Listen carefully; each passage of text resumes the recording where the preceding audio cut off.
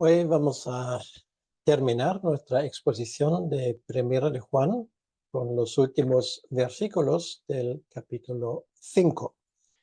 Estamos hablando de Primera de Juan 5 del 18 al 21 y el título de la exposición de hoy es Tres verdades que un creyente debería saber. Pero antes de llegar a esto, vamos a hacer un pequeño resumen de esta primera epístola de Juan. Realmente, aunque es un poco complejo hacer un bosquejo lógico del procedimiento de Juan, lo que no es complicado de ninguna manera es resaltar los puntos principales de su preocupación en cuanto a la iglesia. Son varios temas que de una forma recurrente forman parte de la exposición de Juan y es una buena idea al terminar esa epístola repasar estos puntos. Y tiene que ver sobre todo con el tema del falso evangelio. En los tiempos de Juan, el falso evangelio en la variante que eh, causó problemas para los amigos de Juan era una forma de gnosticismo que negó que Jesucristo realmente había asumido una plena naturaleza humana. Entonces él advierte de ese tipo de imitación.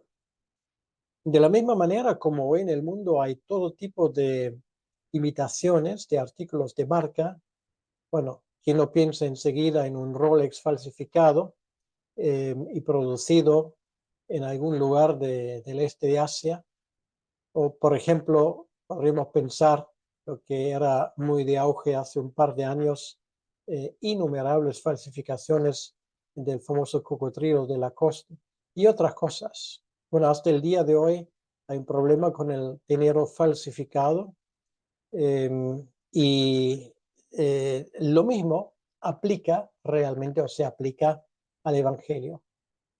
En España se dijo hace tiempo, rechacen imitaciones. Y la idea es que hay que educar a la clientela de saber lo que es auténtico para poder rechazar lo que no es. Y de eso estamos hablando. Hay un triple test, para decirlo así, que Juan nos propone para rechazar todo aquello que no es auténtico en cuanto al Evangelio. En primer lugar, estamos hablando de la importancia de creer en el Jesucristo histórico, no en una invención, no en un Jesucito de mi vida que a veces se canta por Navidad, no en un Jesucristo fabricado por los humanistas, que era un gran maestro, un gran filósofo y todo este tipo de cosas. El Jesucristo de las páginas de la Biblia es el único que existe y cualquier otro que quiere emularle o que se ha propuesto es simplemente un Cristo falso. Esto suena muy radical, pero esto es la cruda y la pura verdad. Creer en el Jesucristo histórico del testimonio apostólico. Esto fue una de las cosas en las cuales insistió Juan una y otra vez. Él vertió su sangre, él fue visto después de su muerte por los discípulos y esto certifica la resurrección, que es un pilar fundamental de la fe cristiana. Esto es lo primero, creer en Jesucristo histórico, no en una copia barata. En segundo lugar, la importancia de obedecer a los mandamientos.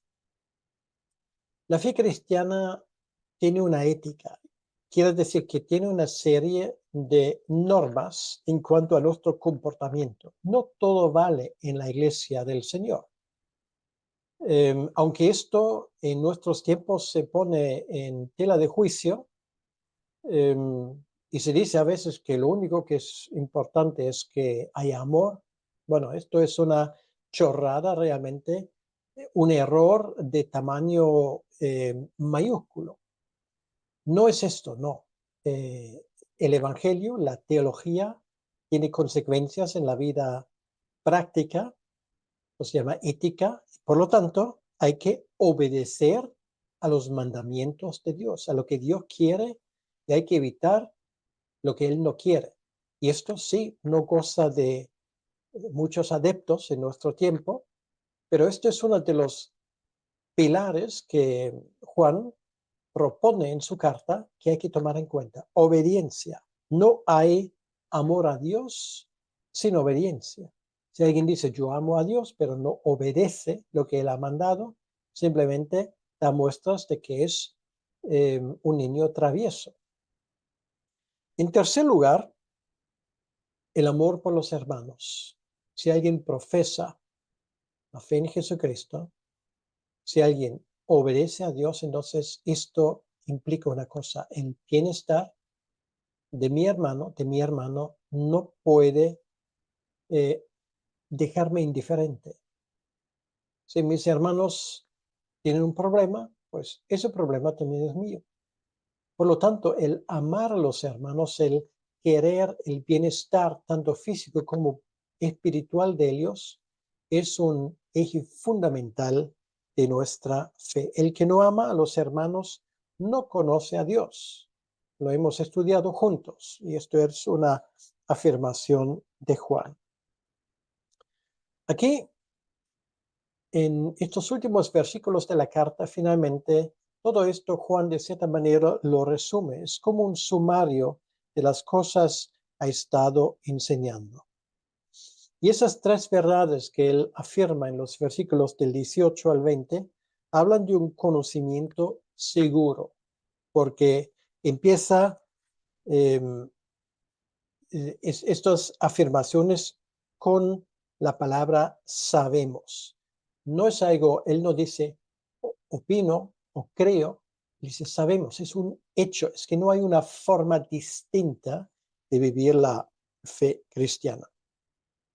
El cristiano, por lo tanto, no vive en pecado y el cristiano no cree cosas que no son así. El cristiano eh, no pertenece al mundo y por lo tanto podemos resumir lo que Juan aquí dice: el cristiano no vive en el pecado. En otras palabras, yo creo en la santidad. En segundo lugar, el cristiano no pertenece al mundo, por lo tanto, yo creo en la separación. En tercer lugar, el cristiano cree que Cristo vino, que el Mesías vino. Esto quiere decir, yo creo en la salvación. Habla de certidumbre, una vez más lo digo, no habla de un tal vez o lo más probable, habla de una certeza. 3 veces pone la palabra sabemos. Y no hay nada más seguro en el mundo salvo lo que nos dice la palabra de Dios. Por lo tanto, ahora vamos a leer estos últimos versículos, 4 versículos de la primera epístola de Juan, y dice lo siguiente: sabemos que todo aquel que ha nacido de Dios no practica el pecado, pues aquel que fue engendrado por Dios le guarda y el maligno no le toca. Sabemos que somos de Dios y el mundo entero está bajo el maligno, pero sabemos que el Hijo de Dios ha venido y nos ha dado entendimiento para conocer al que es verdadero, y estamos en el verdadero, en su Hijo Jesucristo. Este es el verdadero Dios y la vida eterna. Hijitos, guardaos de los ídolos. Amén. Aquí la lectura de la palabra de Dios y el término de la primera epístola de Juan. Vamos a orar un momento. Señor nuestro Dios, queremos darte las gracias en este momento por esa oportunidad de estudiar la palabra de Dios. Y te pedimos, Señor, que tú bendigas este estudio de tu palabra para que sea algo que haga impacto en nuestras vidas. ayúdame a mí a expresar las cosas bien para que tu nombre sea glorificado. Y eso te lo pedimos, Señor, en tu nombre. Amén. Bien, entonces empezamos con lo primero que el creyente debe saber sobre el tema de la santificación, en el versículo 18. Dice Juan, sabemos que todo aquel que ha nacido de Dios no practica el pecado, lo cual quiere decir no vive en pecado, no seguimos el pecado. El pecado no es la forma habitual de vivir para un creyente. Es cierto, y Juan con esto empezó, como ustedes se acordaron en el primer capítulo, que el creyente también comete pecado.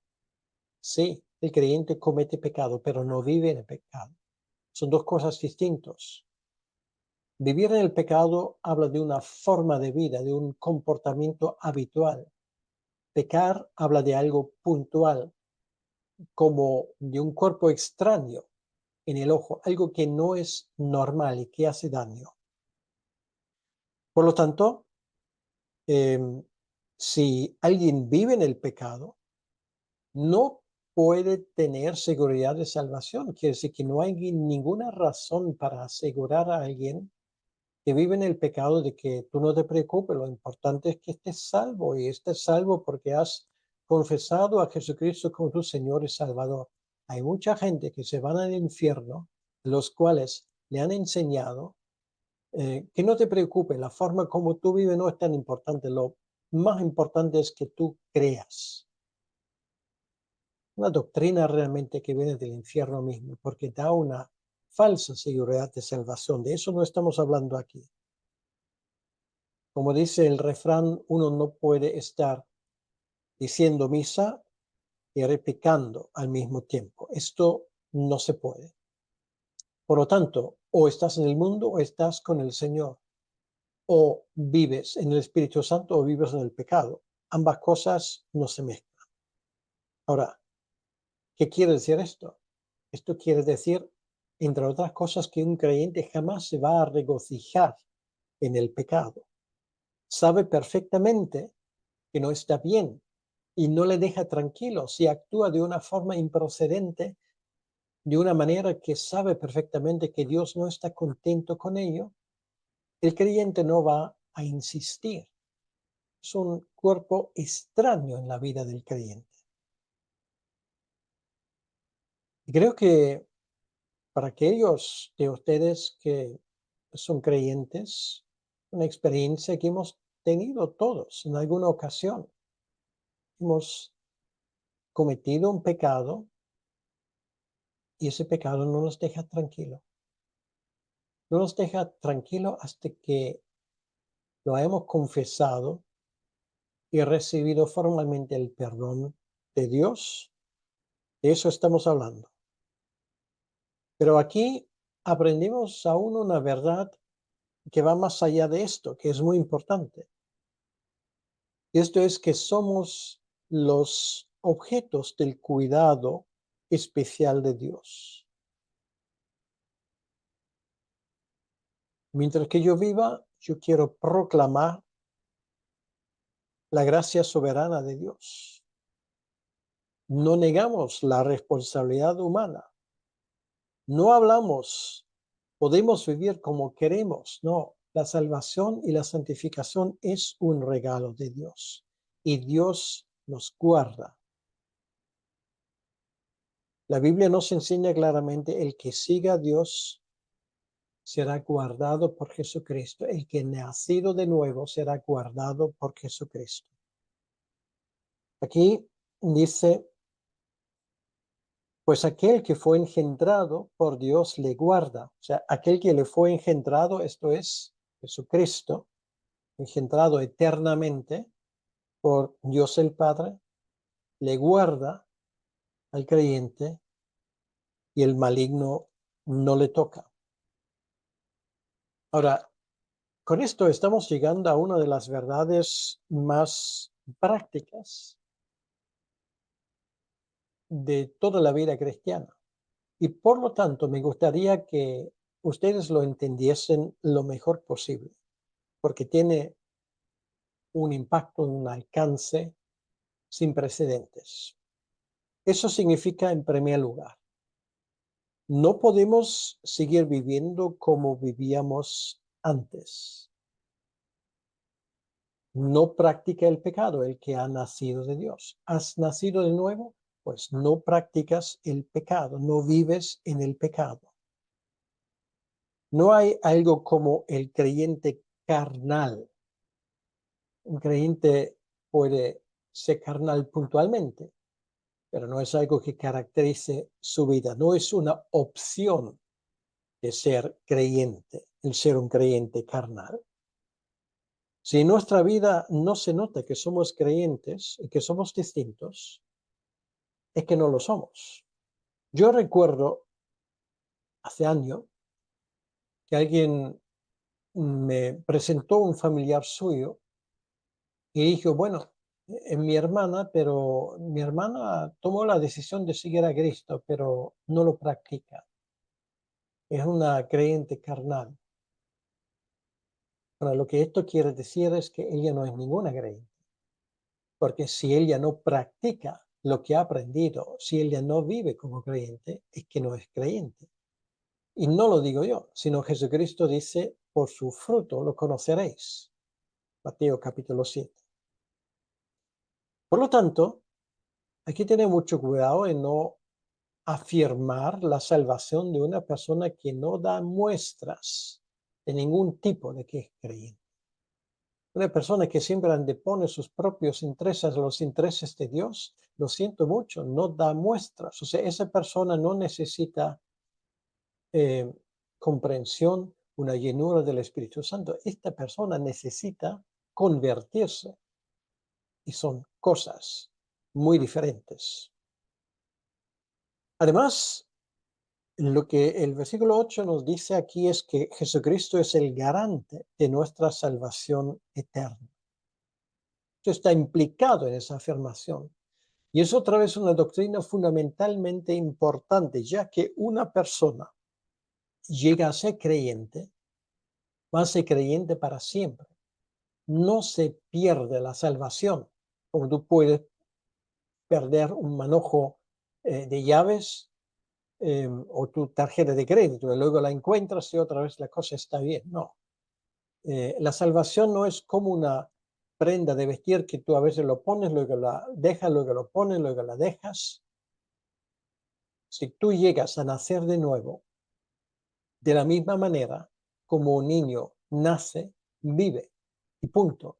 No vive y deja de vivir y vuelve a la vida y ese tipo de cosas. Esto es absurdo. Y lo mismo se aplica a la vida eterna. Un creyente no puede perder la salvación. Y hay muchísimos versículos de ello. Lo estudiamos en su momento en Romanos capítulo 8. Pero hoy, de la misma literatura juanina, o sea, del Evangelio de Juan, quiero citar del capítulo 10, los versículos 27 y 28, donde dice, mis ovejas oyen mi voz, y yo las conozco, y me siguen, y yo les doy vida eterna. ¿Y qué dice?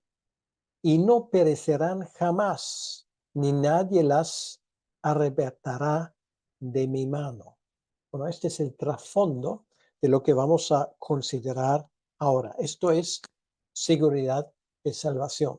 Nuestro Señor no hace chapuzas, no deja que nadie le robe a Él las ovejas que tiene. Pero hay una cosa más, y esto es algo que incluso mucha gente que cree en la seguridad de salvación, luego viene con esa cosa, pero sí, Satanás nos ataca muchas veces y pone nuestra existencia espiritual en peligro y todo ese tipo de cosas. Bien, pues vamos a ver lo que dice aquí el versículo. Esto es la tercera faceta de ese punto. Jesucristo guarda a los creyentes de los ataques satánicos. Lo digo de nuevo, y si quiere, apúntalo palabra por palabra. La enseñanza del versículo 18 es que Jesucristo guarda a los creyentes de los ataques satánicos. Bueno, alguien va a decir, bueno, ¿y qué pasó con Job? Ataques satánicos, ¿y cómo el Señor le ha guardado? Bueno, el Señor le ha guardado porque puso cota al diablo. Dice, no toque su ira. Y dio el permiso a tentarle hasta cierto punto, pero no puedes causar un daño irremediable. Y esto es exactamente lo que es la doctrina. Job perdió la salvación, ¿no? De ninguna manera. Satanás causó un problema para Job, sí, hasta cierto punto, serios problemas, pero con el permiso de Dios. Pero no podía hacer lo que le daba la gana. Y hay una historia aún más interesante, que es Pedro mismo. Vamos por un momento a Marcos, capítulo 14, los versículos 26 al 31. Marcos 14, los versículos 26 al 31. Es una historia que todos conocemos. Cuando hubieron cantado, dice la palabra de Dios, el himno, salieron al monte de los olivos. Entonces Jesús les dijo, todos os escandalizaréis de mí esta noche, porque escrito está, heriré al pastor y a las ovejas, y las ovejas serán dispersadas. Pero después que haya resucitado, iré delante de vosotros a Galilea. Ahora, muy importante, el Señor dice, heriré al pastor. Quiere decir que ¿quién está en control de esto? Dios, Dios el Padre. Heriré al pastor, las ovejas serán dispersadas, pero después que haya resucitado, iré delante de vosotros a Galilea. ¿Esto causó un daño irreparable en los discípulos? No. ¿Qué pasó con Judas? Bueno, Judas estaba perdido antes. Nunca llegó a ser creyente. Esta es la diferencia. Pero el texto sigue. Entonces Pedro le dijo, aunque todos se escandalicen, yo no. Y le dijo Jesús, de cierto te digo que tú, bueno, por cierto, esto es súper Pedro hablando, ¿vale? Sobrevalorando sus capacidades. ¿En qué consiste la seguridad de su salvación? Bueno, Pedro pensaba, eso depende de mí. Porque soy listo, porque soy capaz, porque tengo pico de oro, porque sé manejar mi vida, soy responsable de lo que hago y jamás lo permitiré.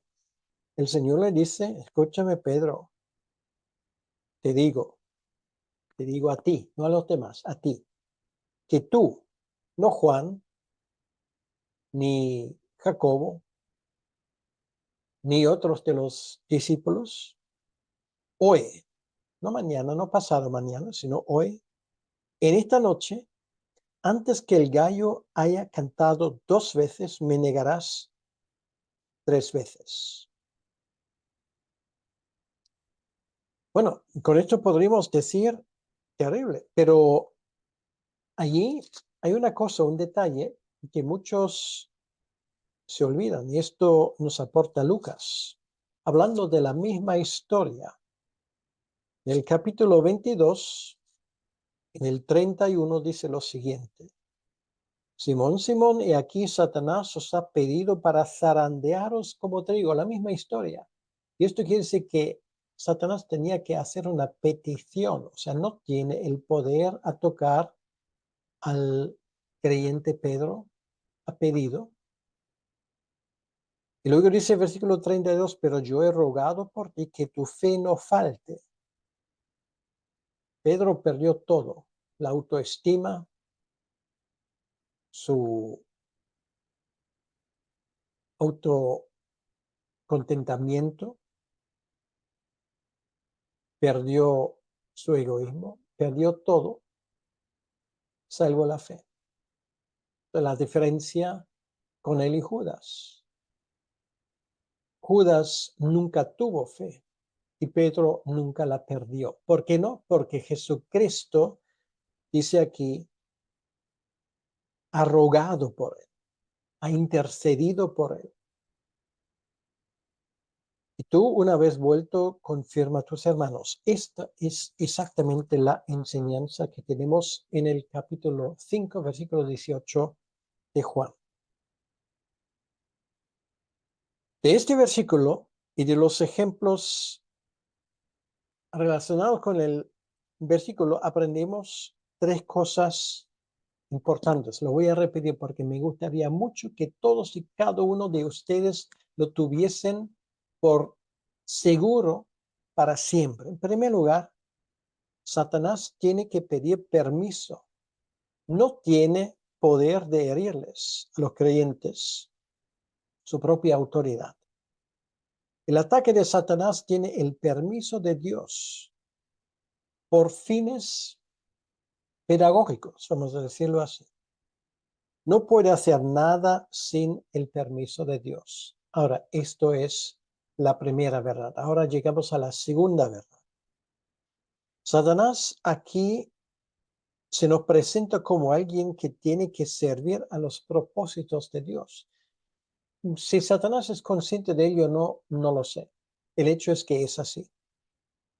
No puede hacer nada sin el permiso de Dios. Dios le pone unos límites. Y en tercer lugar, los seguidores de Cristo no estamos solos. Aquí dice Pedro, he rogado por ti. Y alguien va a decir, bueno, ojalá hiciese lo mismo conmigo. Ahora, escucha lo que dice el autor de Hebreos en el capítulo 7, versículo 25. Escucha bien. Por lo cual puede también salvar perpetuamente a los que por él se acercan a Dios, viviendo siempre para interceder por ellos. ¿Sabes lo que Cristo está haciendo en este mismo momento? Si tú eres creyente, está intercediendo por ti. No vas a perder la fe. Puedes tener muchos problemas, puedes sufrir mucho, pero jamás vas a perder la fe. Y esto, la palabra de Dios te lo certifica. ¿Qué te parece? Esta es una de las verdades más importantes que puedes encontrar en la Escritura. Y una vez más te lo digo, ¿sabes lo que Cristo está haciendo en este momento? Pues en este momento está orando por ti. Y por eso sigues siendo creyente. Y por eso sigo yo siendo creyente. No hay otra razón. Nos salva perpetuamente. Y esto nos quita un gran peso de encima. Pero no solamente esto. Para que tengamos la victoria, lo dice. Hay un himno que infelizmente se canta cada vez menos, lo lamento un montón, que se llama Firmes y Adelante. Pero parece que muchas veces lo contrario es la verdad, derrotados y atrás. El creyente no debería optar por esto. El Señor no solamente intercede por nosotros, sino el Señor además hace que sigamos adelante. Escúchame lo que te voy a decir. Si Espíritu Santo que mora en nosotros, que es una persona divina, no nos fortalece para vivir una vida diferente y victoriosa en la fe, entonces es tiempo de preocuparse de nuestra vida cristiana. Si no se nota una diferencia entre una persona que no es creyente y nuestra vida, pues entonces nuestro cristianismo no sirve para nada. Y esta es la razón, y ahora de nuevo les pido que me escuchen bien, sobre todo aquellos que tal vez lo van a escuchar por primera vez. Es por esta razón y por estas verdades que estoy exponiendo en este momento que no existe nada como la posesión demoníaca de creyentes. Esto es imposible. ¿Han escuchado este versículo? Sabemos que todo aquel que ha nacido de Dios no practica el pecado, pues aquel que fue engendrado, es Cristo, por Dios le guarda. Escucha lo que viene ahora. Y el maligno, es el diablo, no le toca. Si el diablo no le toca, pues aún mucho menos sus demonios no le toca. Y si ni siquiera le tocan, ¿qué me vas a contarte que pueden ser poseídos? Entonces, una de las enseñanzas más ridículas y más desobedientes a la palabra de Dios que conozco. El versículo aquí es evidente. ¿Cómo hay gente que andan por ahí expulsando demonios de creyentes? Bueno, esto dice algo sobre el calibre espiritual de esas personas. Son falsos profetas porque están engañando.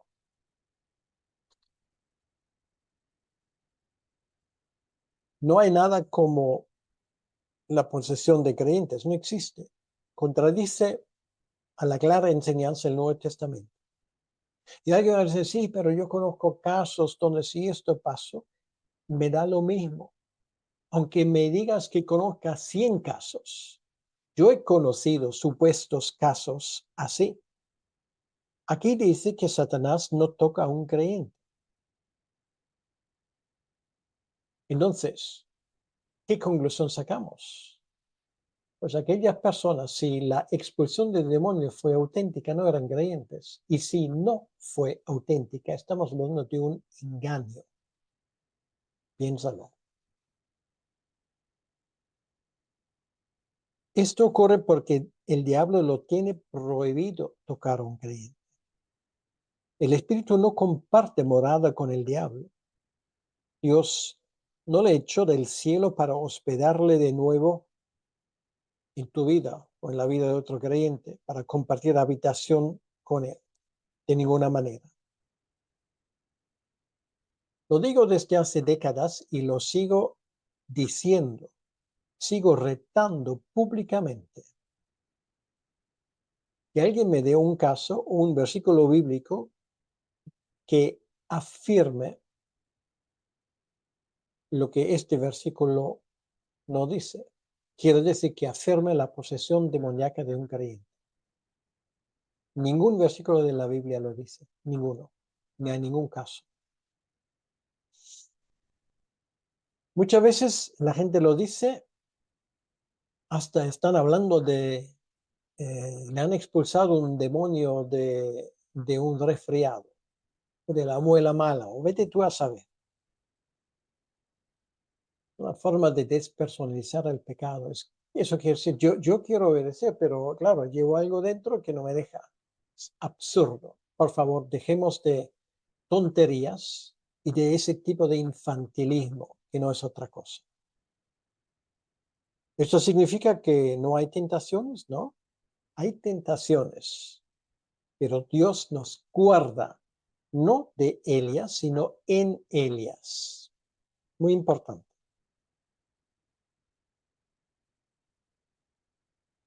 Entonces, después de todo esto, vamos a la segunda verdad, en el versículo 19. Sabemos que somos de Dios y el mundo entero está bajo el maligno. Es lo que el creyente debe de saber sobre la separación del pecado. ¿Qué dice Juan aquí del creyente? Dice que somos de Dios. Juan habla ahora de modo personal. Antes él habló de modo general, pero ahora habla de modo específico. Ahora, primera pregunta, ¿qué es el mundo? El mundo es cualquier persona que no conoce a Dios, que vive en rebeldía, que es malvada, llena de arrogancia. Y esto éramos antes de conocer a Cristo. Pero ahora las cosas han cambiado. Y se dice aquí del mundo. Dice que está bajo el dominio de Satanás. El mundo no le resiste. El mundo está muy cómodo así, igual que el puerco lo está en su pocilga. Por eso el mundo está lleno de mentiras y al mundo le encantan estas mentiras. Mentiras realmente absurdas, como por ejemplo, es que no solamente hay hombre y mujer, hay cantidad, docenas de géneros distintos. Es una mentira del diablo. La misma manera que el aborto no es homicidio, es resolver un problema de una forma para que se respete la integridad de la mujer. Es una mentira del diablo. Aborto es homicidio. Y así podríamos seguir y seguir y seguir. El mundo cree sus mentiras, se regocija en sus mentiras. Cuando el creyente se enfrenta al mundo, sabe que no debe de seguir a esas mentiras. O pertenecemos al mundo o pertenecemos a Dios. No se puede bailar en dos bodas. No se puede servir a dos señores, dice nuestro Señor. ¿Por qué deberíamos estar impresionados por el mundo, por lo tanto? Y cuando digo por el mundo, estoy hablando no del avance tecnológico o de lo que tiene que ver con la gracia común del Señor. Sí, hay muchas cosas benéficas. Estoy hablando del mundo en el sistema, como sistema ético, que se ha apartado de Dios. Aquí dice, sabemos que somos de Dios y el mundo entero, no una parte, el mundo entero está bajo el maligno.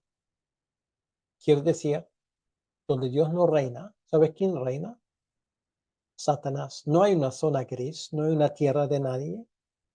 Es el uno es el otro. Y ahora, obviamente, te tengo que preguntar, ¿y a qué zona perteneces tú? Pues piénsalo.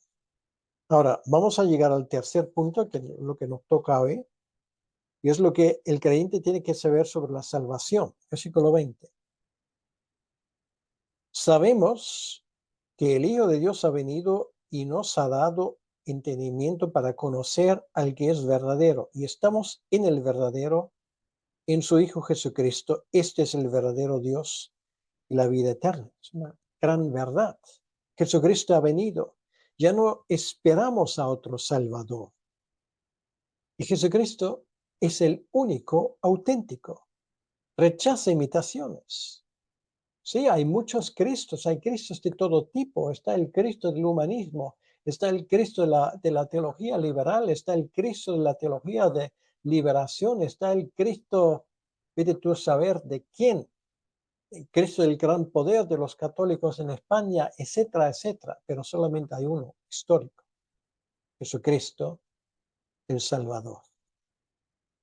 Y solamente Él, no los demás Cristos, nos pueden salvar.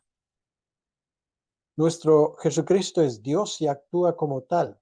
Por lo tanto, es un versículo muy importante para comprobarlo.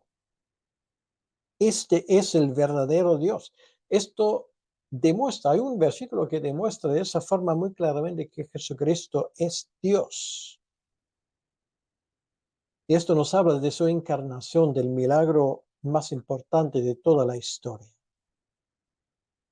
Él nos da entendimiento. Estamos en Él. Gracias a Dios. Y ahora, para terminar, nos queda el versículo 21. Y es un versículo que tú lo puedes leer en muchos comentarios. Algunos dicen que es un versículo enigmático, porque no se entiende muy bien. Hay como una ruptura de lo anterior. Esa frase escueta, hijitos guardaos de los ídolos. Qué final más extraño. Pero habla del mayor peligro de la iglesia de nuestros tiempos, de todos los tiempos, la idolatría. No debemos entender esto como algo aparte, sino estamos en el contexto de lo que vino anteriormente. Tiene que ver con todo lo que vino anterior. No, en ese sentido no estamos hablando de adorar imágenes, etcétera, etcétera. Juan nos ha dado 3 tests, para decirlo así, 3 pruebas para saber distinguir la fe auténtica de las imitaciones baratas. Primero, el que no adora al Cristo de la Biblia es idólatra.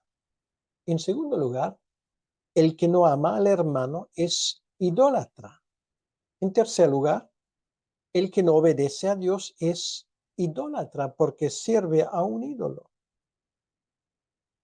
Ídolos son imágenes reales, materiales o intelectuales que no concuerdan con la realidad espiritual. Son hechos por los falsos maestros. Falsa doctrina es idolatría y esto es incompatible con un conocimiento del Dios vivo. Ahora, esto realmente, ese versículo es muy fácil de entenderlo y me asombro a veces cómo nos hacemos a veces tantos líos. En 5 capítulos el apóstol Juan no ha hablado de otra cosa que de idolatría. Cierto, no ha usado la palabra, pero ha hablado de falsos cristos, ha hablado de falsas doctrinas, ha hablado de falsos maestros que producen falsas doctrinas y esas falsas doctrinas producen falsos cristos. ¿Te enteras? Un Cristo que no concuerda con lo que fue revelado en la Biblia es un ídolo. Y de eso trata Primera de Juan, no de otra cosa.